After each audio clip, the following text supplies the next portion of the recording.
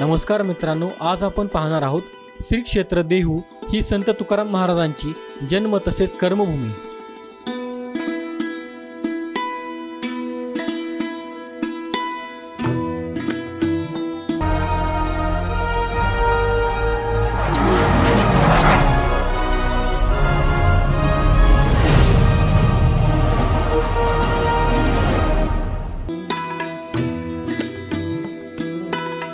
देहू हे ठिकाण पुणे शहरापासून 29 किलोमीटर अंतरावर तसेच श्री क्षेत्र आळंदी शहरापासून 15 किलोमीटर अंतरावर आणि श्री क्षेत्र पंढरपूर शहरापासून 240 किलोमीटर अंतरावर आहे।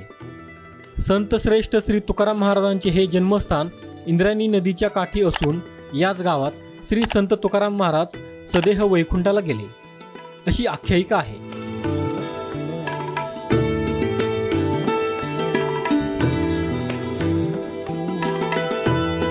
ज्या डोंगरावर एकांतात बसून संत तुकाराम महाराजांनी अभंग रचना केली व अवघ्या महाराष्ट्रात भक्तीचे मळे पिकवले तो भंडाऱ्याचा डोंगर देहू पासून 6 किलोमीटर अंतरावर आहे।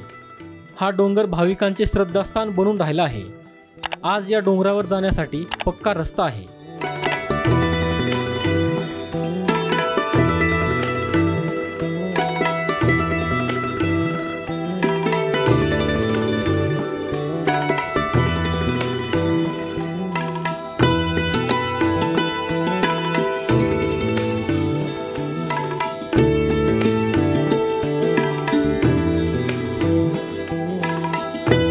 भंडारा डोंगरावर अयोध्या येथील श्रीराम मंदिराच्या धर्तीवर या ठिकाणी देखील भव्य मंदिराचे काम सुरू आहे।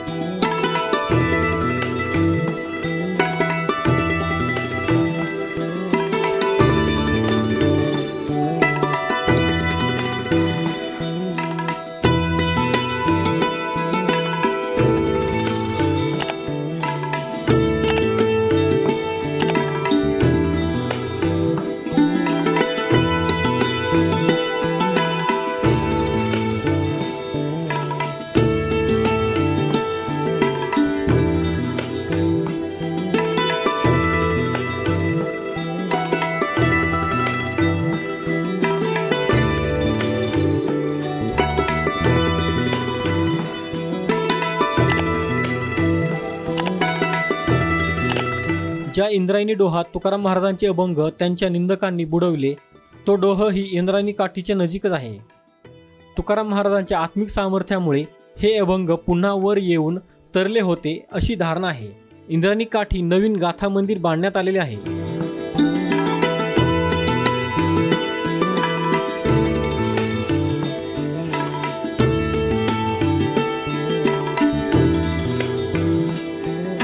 संत तुकाराम महाराजांचे अभंग संगमरवरी दगडावर कोरून मंदिराला आतून सजवण्यात आलेले आहेत। देहू गावात वृंदावन, विठ्ठल मंदिर, चोखा मेळ्यांचे मंदिर आदी स्थाने दर्शनीय आहेत। तुकाराम बीजेला म्हणजेच फाल्गुन वद्य द्वितीयेला देहू येथे वार्षिक उत्सव असतो। श्री संत तुकाराम महाराजांच्या 338व्या पालखी सोहळ्याचे प्रस्थान यंदा 10 जूनला झाले असून हा सोहळा 28 जूनला पंढरपूरला दाखल होईल।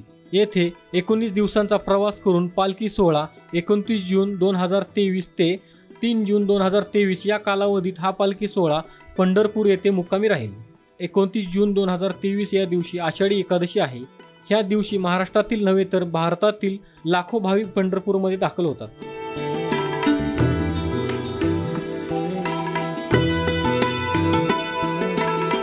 मित्रांनो, आपला मराठी नॉलेज वर्ल्ड हा चॅनल इंस्टाग्राम, टेलिग्राम आणि फेसबुक यावर देखील आहे।